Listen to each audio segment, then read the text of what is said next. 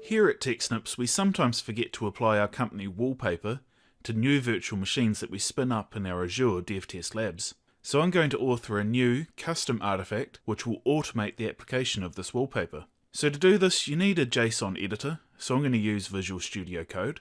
And I've already opened up a Git repo, TechSnips demo artifacts, which I've already added as an external source in my DevTest Lab. So to keep things organized, I've already got an artifacts folder, but each artifact needs its own directory. So under artifacts, I'm going to create a new directory and call it TechSnips wallpaper. And the first file you're going to need to create when setting up a new artifact is your artifact file.json. This is where you define the metadata of your artifact, including the title, publisher, and description. These are all things that will surface within the Azure dashboard and make it easy to identify your specific artifacts. It's also handy to include any tags, as this helps when you have a number of custom artifacts to make them possible to search. And it's also visually appealing to include an icon URI, as this does show up in the Azure interface as well. So as this is a TechSnips specific artifact, I've included the TechSnips logo.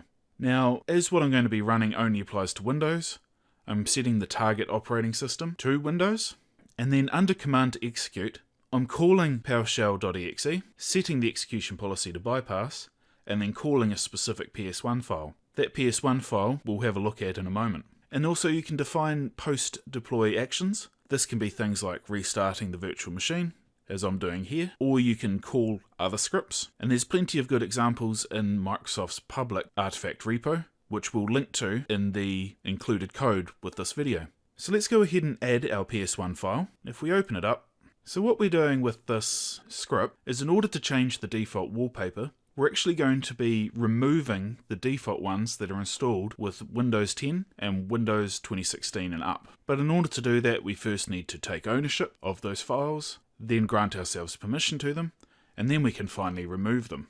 So that's the first 8 lines of the script. On line 10, we copy the default image, img0, to one particular directory on the C drive, and notice that we're referencing ps script root. This is actually the directory under which our artifact file and PS1 file lives. And then on the next line, we're going to get all JPEG files with an underscore in them. And you'll see why in a moment, but then we copy those files to a slightly different location on the C drive. So let's go ahead and add our various wallpaper images, and you can see that they have popped up on the left. So the specific makeup of this isn't important, but note that there's an image 0, and this is the one that we've referenced on line 10, and then all the other images with an underscore and pixel ratios are what we reference on line 11. So when you're happy with all of your components of your custom artifact, go ahead and commit these to your Git repo.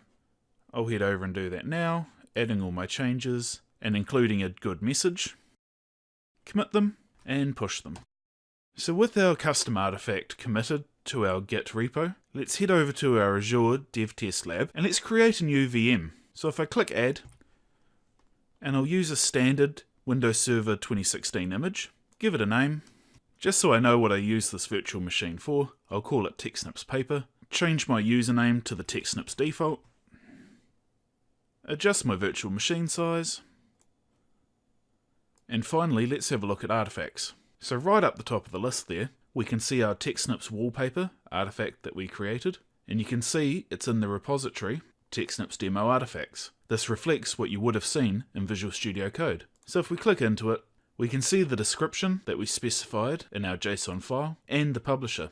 So if we go ahead and add this, then click OK, we can see we've got one artifact selected. So let's go ahead and create this VM. So this will take a couple of minutes to complete, and we'll cut back in when we're able to connect to it and verify that a wallpaper has successfully been applied.